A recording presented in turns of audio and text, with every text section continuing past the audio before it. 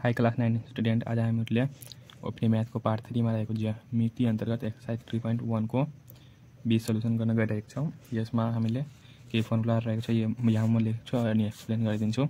रेखाखण्ड एबीलाई विभाजन गर्ने बिन्दुको निर्देशाङ्क x, y = m1 x2 + m2 x1 / m1 + m2 अनि कोमा m1 y2 + m2 y1 / m1 + m2 हुन्छ। जस्तै यहाँ एउटा रेखा छ, यो ए भयो अनि यो बी, अनि ए को निर्देशाङ्क हामीलाई x1, y1 दिएको छ अनि बी को निर्देशाङ्क x2, y2 दिएको छ। अनि फेरि यहाँ कुनै बिन्दु p छ, p को x, y छ अनि यो px, y = यो टोटल हुन्छ। अनि यसलाई भित्रपट्टिबाट विभाजन गर्दाखेरि यो हुन्छ अनि फेरि बाहिरबाट विभाजन गरी यहाँ माइनस थपिन्छ। त्यसले अब फेरि यो दोस्रो नम्बरमा रहेको छ मध्यबिन्दु, जति यसको मध्यबिन्दु यो भयो। मध्यबिन्दु भन्नाले यो र यो इक्वल छ। जस्तै एबीलाई पीले मध्यबिन्दुमा x, y छ अनि यसको x1 = y1 अनि फेरि b को x2 / y2 रहेको छ। त्यसैले अब यसको हुन्छ x, y = x1 + x2 / 2 अनि y1 + y2 / 2 हुन्छ। अनि फेरि यहाँ हाम्रो अब अभ्यासको क्वेसन गर्नेछौँ। 3 नम्बरमा रहेको छ। अनि भित्रपट्टिबाट विभाजन हुन्छ अनि बिन्दु हामीलाई x6, -10 र -4, 14 रहेको छ अनि रेसियो अनुपात 3:4 रहेको छ भन्नाले अनि यसलाई हामी के मान्न सक्छौँ, यो a 6, -10 र b -4, लाई m1 यसलाई m1 = m2 को अनुपातमा विभाजन गर्छ। अनि m1 = m2 हामीले कति दिएको छ, 3:4 दिएछ। अब हामी कुन फर्मुला अनुसार जान्छौँ भने यो फर्मुला अनुसार हामी जान्छौँ, यस अनुसार हामी गर्नेछौँ। अब फेरि यहाँ हाम्रो x, y = के हुन्छ हाम्रो formula m1 x2 + m2 x1 / m1 + m2 अनि m1 y2 + m2 y1 फेरि / m1 + m2 हुन्छ। अनि यसै अनुसार हामी भ्यालु पुट गरिदिन्छौँ। अनि m1 को कति 3 रहेको छ, 3 इन्टु अनि x2 को सट्टामा हामी के -4 राख्छौँ, त्यसैले -4 अनि फेरि प्लस अनि m2 को 4, m2 यो 4 रहेको छ अनि फेरि यहाँ x1 को सट्टामा 6 हुन्छ, 6 फेरि प्लस m1 + m2 मा 3 + 4 अनि फेरि m1 3 अनि y1 = -10 प्लस अनि फेरि y2 m2 को सट्टामा हामी के अनि यहाँ हाम्रो y2 को सट्टामा हाम्रो 4 हुन्छ, यहाँ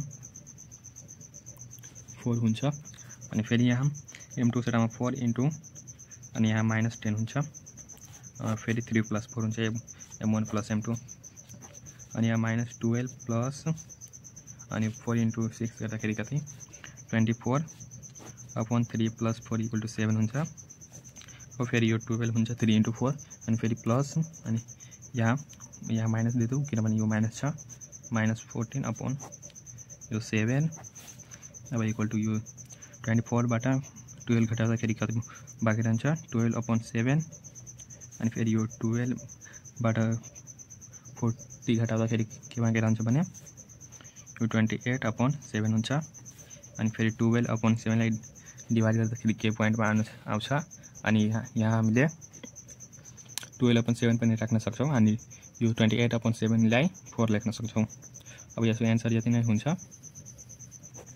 अनि क्वेसन नम्बर ख अनि ग पनि यस्तै गर्न सकिन्छ, क जस्तै। अब म क्वेसन नम्बर 4 मा जान्छु। अब क्वेसन नम्बर 4 पनि 3 जस्तै गर्न सकिन्छ, तर यहाँ यो बाहिरीबाट विभाजन हुन्छ हामी यसमा अनि त्योमा 3 नम्बरमा भित्रीबाट विभाजन भएको थियो। त्यसले अब यसको फर्मुला के हुन्छ, बाहिरीबाट विभाजन हुँदाखेरि x, y = m1 x2 - m2 into x1 हुन्छ अनि फेरि m1 -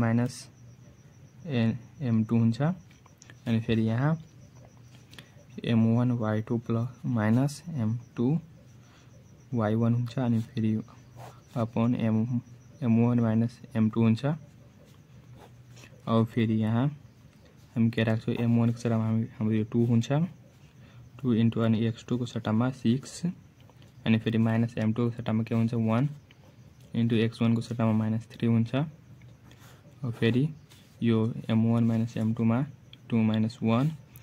अब यहाँ m1 मा 2 इन्टु y2 मा 5 फेरि माइनस m2 मा के हुन्छ m2 मा हामी 1 इन्टु अनि y1 मा 2 गर्छौं अनि फेरि यो 2 माइनस 1।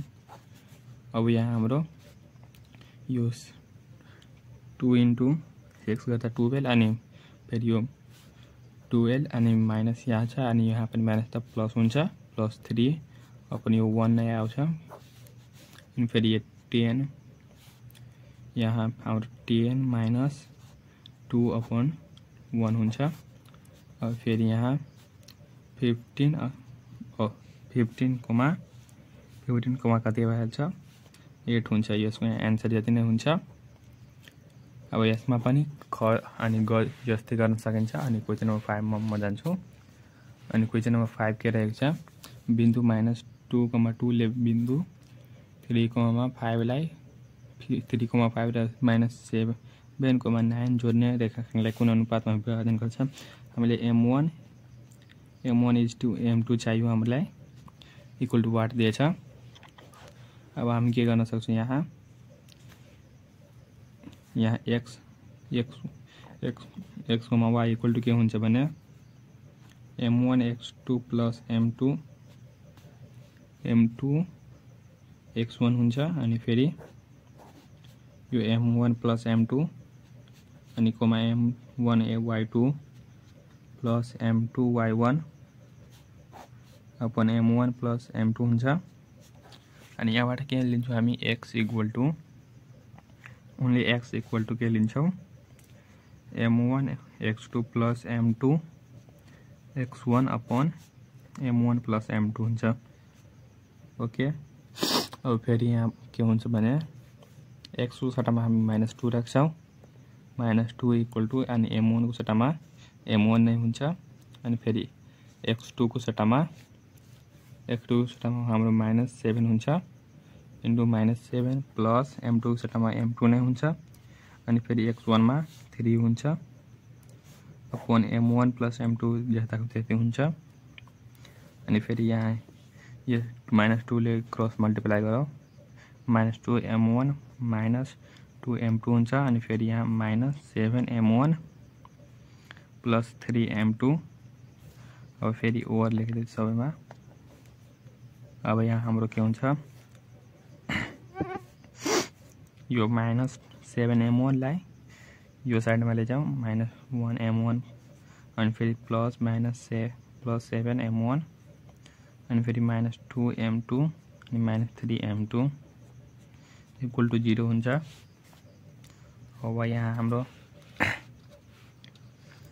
के भयो भने -2 m1 अनि फेरि प्लस 7 m1 5 m1 भइहाल्छ अनि फेरि माइनस यो पनि 5 m2 भइहाल्छ इक्वल टु 0 हुन्छ। अब यहाँबाट के हुन्छ भने और यो 5 उतापट्टि जाँदा 5 m1 इक्वल टु 5 m2 भइहाल्छ। अब यहाँ हाम्रो के हुन्छ हामीलाई के छ 5 m1 इक्वल टु 5 m2 छन्। अब यसमा के हुन्छ भने यहाँ हाम्रो m1 यो m1 रहेको छ अनि यो m2 रहेको छ। यहाँ m2 लाई यो साइडमा जाऊ बायाँ साइडमा त यो m2 हुन्छ इक्वल टु 5 अनि यो 5 लाई ले जाँदाखेरि 5 हुन्छ अनि यसलाई m1 = m2 इक्वल टु 1:1 लेख्न सक्छौं। यसको आन्सर यो नै हुन्छ। अनि यसको अरु पनि तरिका रहेको छ। यो y बाट पनि हामी लिन सक्छौं तर मैले x बाट लिएको छु अनि y बाट पनि गर्न सकिन्छ। अब क्वेशन नम्बर 6 मा के रहेको छ क्वेशन नम्बर 6 मा हाम्रो यो बिन्दुको सट्टामा बिन्दु 1,3 रहेको छ अनि यसको सट्टामा दुवैको सट्टामा 1 6 अनि फेरि -5 रहेको छ अनि यसलाई x1 y1 मान्ने अनि यसलाई x2 y2 मान्ने अनि यसलाई x y अनि x बाट लिए पनि हुन्छ y बाट लिए पनि हुन्छ।